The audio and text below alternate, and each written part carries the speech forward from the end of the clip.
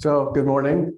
So this is a talk about adding stochastic elements to decision diagrams. And as you may know, decision diagrams in recent years have proved useful for solving a large variety of discrete optimization problems, particularly those that have a recursive structure, the sorts of problems that have dynamic programming models. Yet most dynamic programming problems in practice are stochastic. In fact, maybe 90-some% of them are. So this suggests it may be useful to try to extend the ideas in decision diagrams to the stochastic case, so we can apply them to stochastic dynamic programming, which is where all the action is. Now, it's no big deal to put probabilities on the arcs of a decision diagram. So why is this an interesting research topic? Well, I think it's interesting because there are relaxation techniques in decision diagrams that provide a different approach to solving recursively enumerated problems. And if you add the stochastic element, then you get relaxation techniques for stochastic dynamic programming. And we don't have any satisfactory relaxations for stochastic dynamic programming problems, even over the 60, 70 years of history and research of this model. So that's the motivation. So just a word about decision diagrams in general. They got started back in the 1950s, binary decision diagrams, which are a model of Boolean functions. Okay, actually it goes back to George Boole in a sense. And they are historically used for logic circuit design and product configuration and so forth. The advantage of decision diagrams is exactly the same as the advantage of deep learning in neural networks. And it's exactly the advantage of dynamic programming. All three of these rest on the same idea. And the idea is if you have a network like this one here, this network that you see here could be either a state transition graph for a dynamic programming problem. It could be a neural network, or it could be a decision diagram. They all look the same. And the advantage is that the amount of information in this diagram grows exponentially with the depth of the diagram. Okay, this was realized by machine learning people in the 1990s. At that point, all of the neural networks were 3 layers, right? And they didn't work. And a number of people suggested, let's try multiple layers. And suddenly it worked. Okay, and then we have all this huge community in machine learning because it was realized that the amount of information you can store in a neural network grows exponentially with the depth. So deep learning means the word deep refers to the depth of the network, the number of layers in the network. But the very same idea explains the effectiveness of dynamic programming as discovered by Richard Bellman back in the 1950s. Very same idea. And the very same idea explains the effectiveness of decision diagrams for solving problems. It's interesting, isn't it, how the same idea keeps recurring. This happens a lot in intellectual history. Okay, now in optimization, we put weights or costs on the arcs of a decision diagram so we can optimize an objective function. An example, this is a maximum clique problem. You see there in green a maximum clique for that little network. So I'm going to let a binary variable xi be equal to 1 when the ith vertex is included in the clique. Okay. So this is a decision diagram that represents that little problem. So here, a dashed arc means that we don't include the corresponding vertex in the clique. So this is the first vertex.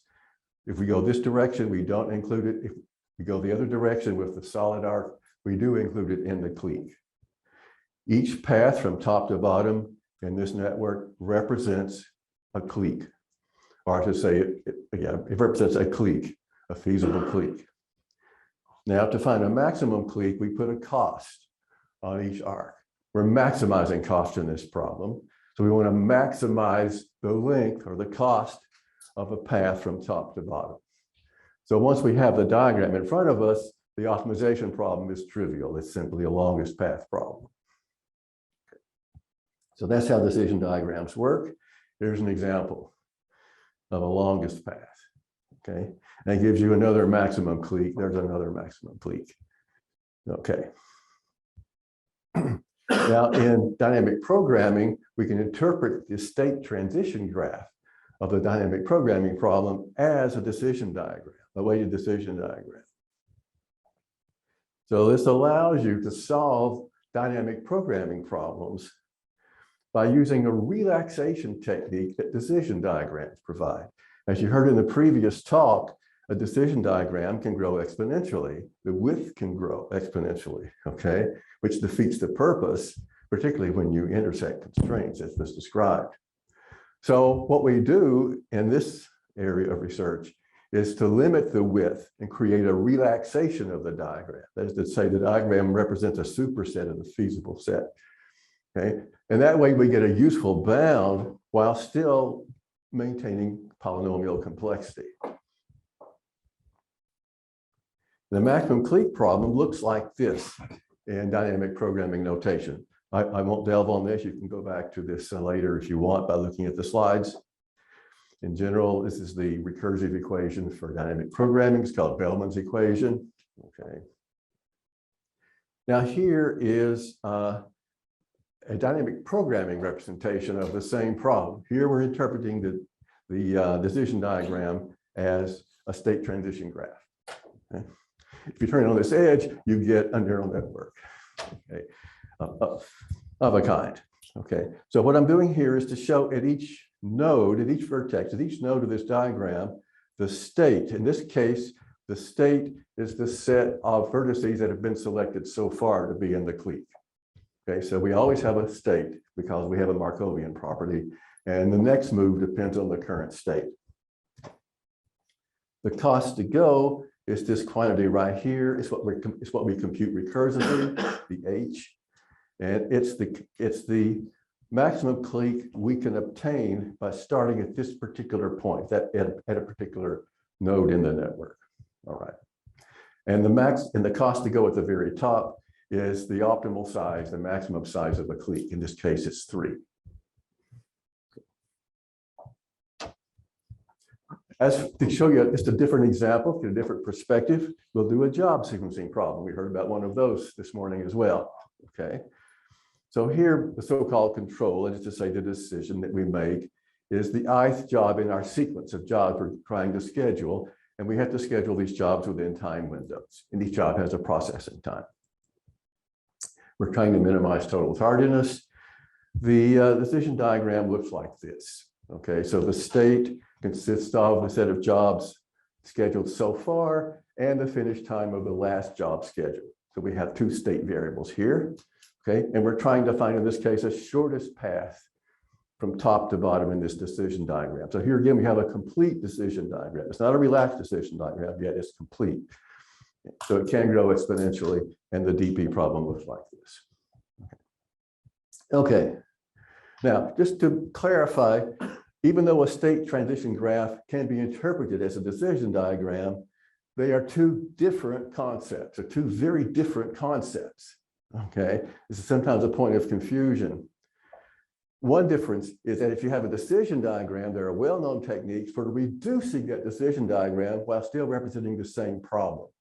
So this was discovered by Randy Bryant, my colleague at Carnegie Mellon, many years ago, very famous result.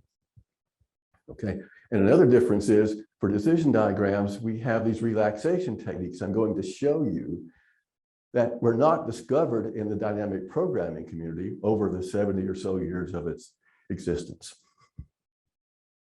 Now, as I mentioned, the relaxed decision diagram represents a superset of the feasible set. There's a couple of ways people use to create these relaxed diagrams.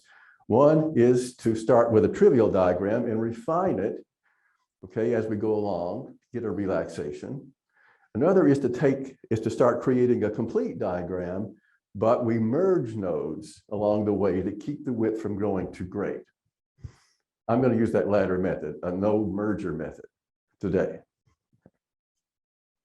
The nice thing about the node merger method is you can create a relaxation of any desired quality by investing a certain amount of time.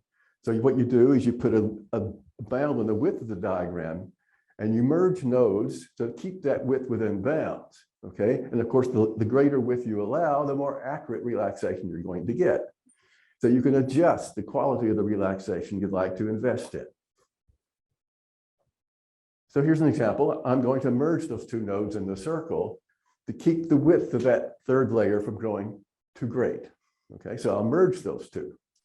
Now, how do I merge them? Well, I look at the state. I'll do something to the state of the two nodes to merge it. In this case, I just take the intersection of the two states to get the merged node. Okay, it turns out if you take an intersection, then the relaxed diagram that results is in fact a relaxation. It gives you a valid relaxation if you merge it in that particular way. So an important question, of course, is in what way can you merge nodes to us to get a valid relaxation? And I'm going to show you the answer to that in just a moment. Okay. This is the job sequencing problem. All right. I'm going to merge those two nodes. Okay. And the way I merge them is to take the intersection of the two states, okay, the states that represent the set of jobs so far scheduled, and I'm going to take the minimum of the finish times of the previous job in the two states, okay, the minimum finish time, and that will give you a relaxation of the diagram. Okay, now there is something in the community of dynamic programming called state space relaxation.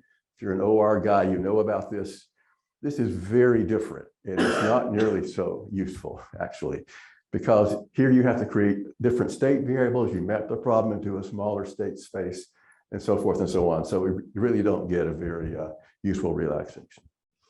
What people do in dynamic programming for stochastic problems is something called approximate dynamic programming. Okay, there's a large literature on this, and it gives you an approximate solution. And unfortunately, it doesn't give you a valid bound on the value of the solution, so you can't use this in a branch and bound context. You simply have to settle for an approximation, and you don't know how good your solution is. You don't know how close it is to the optimum. You just hope it's good. All right. So let's go ahead here. Now, what do we do to make the diagram stochastic? Let's say we're going to put probabilities on the arcs. So the way we interpret this is at each node of the diagram, you make a decision, you have a choice. And that choice is called the control, okay, in the DP literature. When you make a choice, you don't know what's going to happen for sure. It's only a probabilistic outcome. So I'm going to refer to outcomes as what happens when you make a choice. This is not really predictable. You only have probabilities.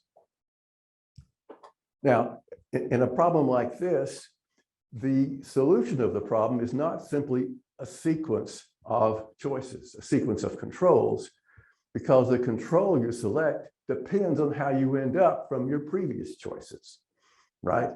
So you make the previous choices, and this transitions you randomly to some other state.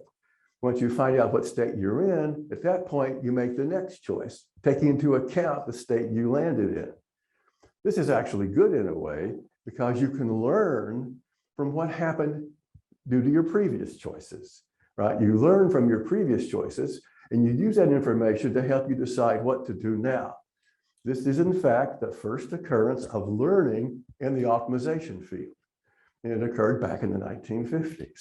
So optimizers have been learning, in a sense, for a long time. And in fact, this is optimal learning, right? You're finding the optimal trade-off between exploration, that is exploring what might happen, and exploiting that information. It's an optimal trade-off. It's an optimal learning algorithm, and it's been known for 70 years. So in the max clique, as an example, what I'm going to do is suppose we have a random graph. Each arc appears with some probability, okay? And then we're going to make choices under that uncertainty. So this is the resulting diagram. When we make a choice, say at this node here, if I can get my pointer to work. Oh, well, anyway, the node on the upper right there, where the blue legend is, okay? If I decide to include that particular vertex, there are two possible outcomes. The vertex may actually be in the graph, in which case, let's say an arc to that vertex may be in the graph, in which case I can include it, or an arc to that vertex may not be in the graph, in which case I can't include it because I'm trying to form a clique. Okay, so I can't predict the outcome for sure. I only have probabilities 0.6 and 0.4. There's a 0.6 chance the arc is there from the previous node, so I can include the next vertex. And there's a 0.4 chance it's not there, in which case I'll move over to another state to the left, in which I don't get to include that vertex because there was no connecting arc. Okay, so you see how the probabilistic element is now incorporated into the diagram. Okay. Now what I can do is note that the transition probabilities depend on the state. Okay, so if I've already selected a large number of vertices and I want to select another one, there has to be an arc from all of these existing vertices to the new one because I want to form a clique. And if I have to have several arcs going down through there, then the probability of that is rather low, right? Because they all have to be present in the random graph. Whereas if I have a small set of vertices I've selected so far, there's a larger probability I can continue my clique by selecting another vertex, okay? So the transition probability depends on the state you're in.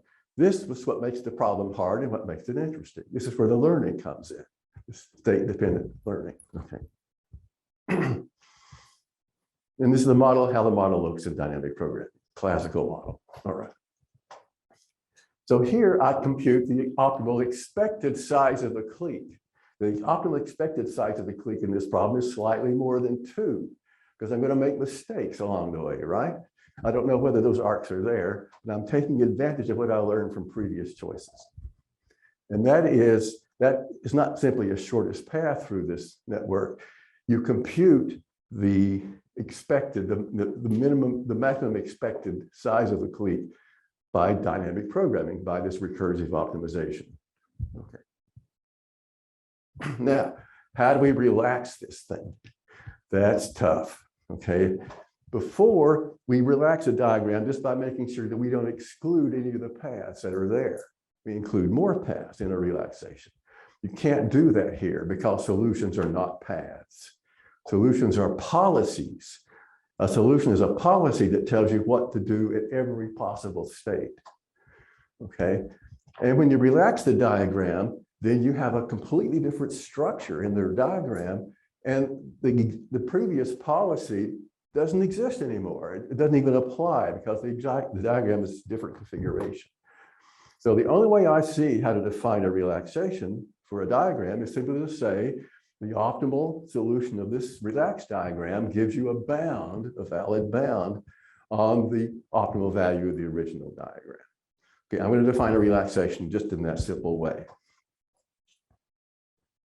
And the way I'm going to relax again is by node mergers, using the same rule that I showed you before for merging nodes. Now that same rule, it turns out, works for the stochastic case. It works, but that is not obvious. Okay, in fact, you sort of have to delve deeply into the structure of a problem to know what kind of merger rules are going to work for the stochastic case. In this case, it does work. It took me about a year to figure that out. Okay, it works for this case. I'm not kidding, it took me a year or more.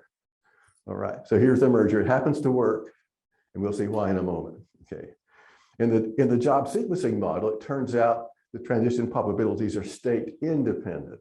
Here, it's much easier to check whether the merger rule works, and it does. Okay, the one I showed you before, it works. All right, so I'm going to push ahead here through some of the technical stuff. There are 3 conditions that are sufficient for whether a node merger works in the stochastic case. The first 2 conditions you see there also are sufficient for the deterministic case, okay? And they're pretty simple. It has to do with you merge 2 states, you get a relaxed state, and relaxation is preserved by transitions, by state transitions. Those two rules, fairly easy to check, okay? The rule that applies to the stochastic case, the hard rule, is this one, okay? So this is the core of the paper, all right, this rule. The What does it say? It's even hard to say what it says.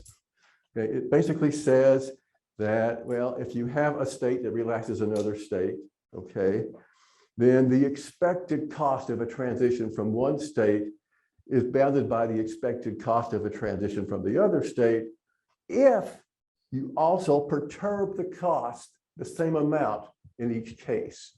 You're allowed to perturb the costs. So if you have this relaxation relationship under perturbation, then you satisfy this condition.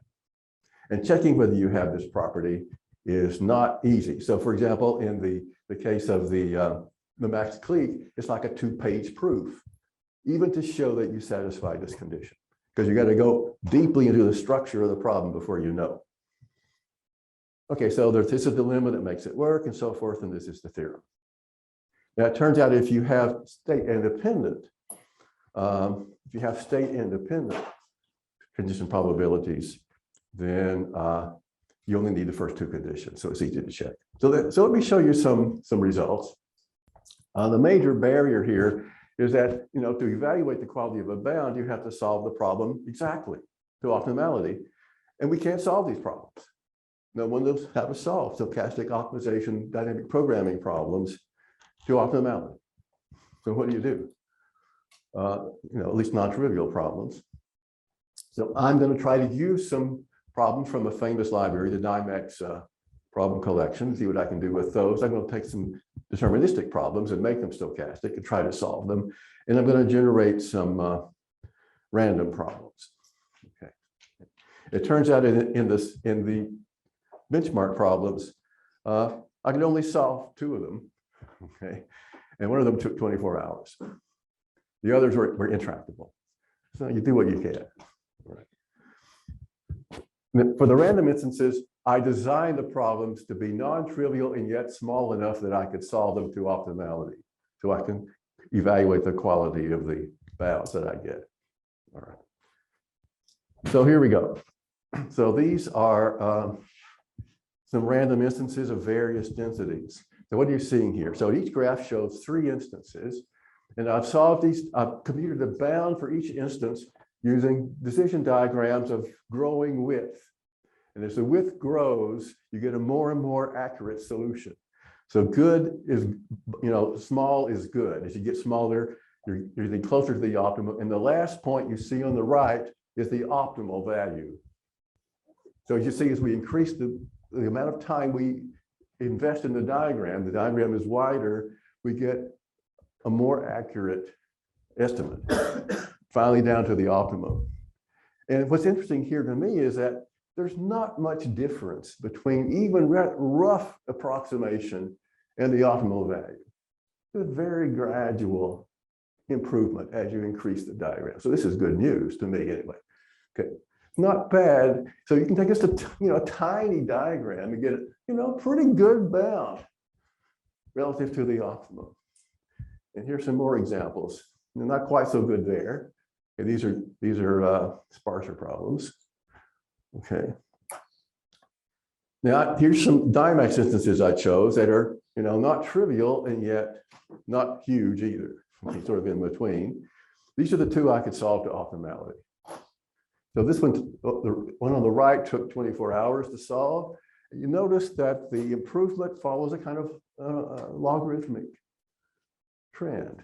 That's sort of interesting. And what that means is that you can perhaps solve a few for relatively narrow diagrams, maybe invest up to 100 seconds in getting these various relaxations, and maybe extrapolate that line, extrapolate a straight line and get sort of a rough estimate of what the optimal value is. You not only get a bound, but you get something like an estimate of the actual optimal value, maybe. Okay. Now, the other Dymax problems I could not solve to optimality, so I just invested up to 100 seconds in each one to see what it looked like. And in all but one case, you still get this logarithmic relationship between the time you invest and the quality of the bound. Okay, so this seems to be a fairly predictable property. All right. So that's basically my talk. So thank you.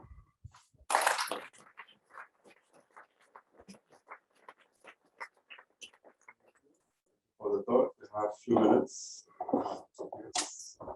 It looks like the bounds are non-monotonic. Yes, they are. Yeah, so the reason for that is that when you merge nodes, you use a heuristic to decide which nodes to merge. And that heuristic is based on the fact that you merge nodes that are least attractive so far as part of a potential solution. And that heuristic, sometimes works well, sometimes it doesn't. So as you try different, bounds on the width, you apply the heuristic differently, and you get different, outcomes just by chance. So you're seeing the chance outcomes of how the heuristic works for the node merger. Yeah. So maybe a quick question: where's the stochasticity part and the job sequencing problem? Yeah, it's in the processing time. The stochastic. Yeah, I didn't mention that. Yeah. Yes. Over here. Is there a way to extract a policy from the relaxed stochasticity diagram? To extract a policy even heuristically? Can you extract a policy from the relaxed? Yes. Not really. No, I only use it to get the bound. Now, to get a policy, I think you have to use approximate DP. So, by the way, you could solve a problem by approximate DP, okay, and take the policy out of that solution and use what I've just described to get a bound. Okay, so by creating a relaxed diagram using that policy. Yeah. You get a valid bound even in the context of approximate DP that way.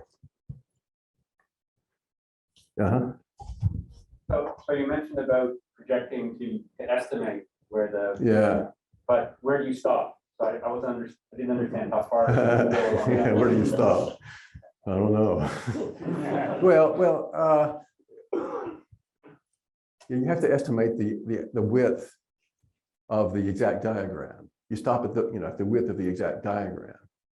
And there are theoretical ways of estimating the width or even computing the width of the exact diagram. So, I guess that's what you would do. Yes. Hi, John. Hi. Great talk, and I love it that you relate to how history repeats itself, and we see that. And so I have a very, in this spirit, obviously there's tremendous development in the machine learning and deep learning in a particular area that's even more related to this is reinforcement learning.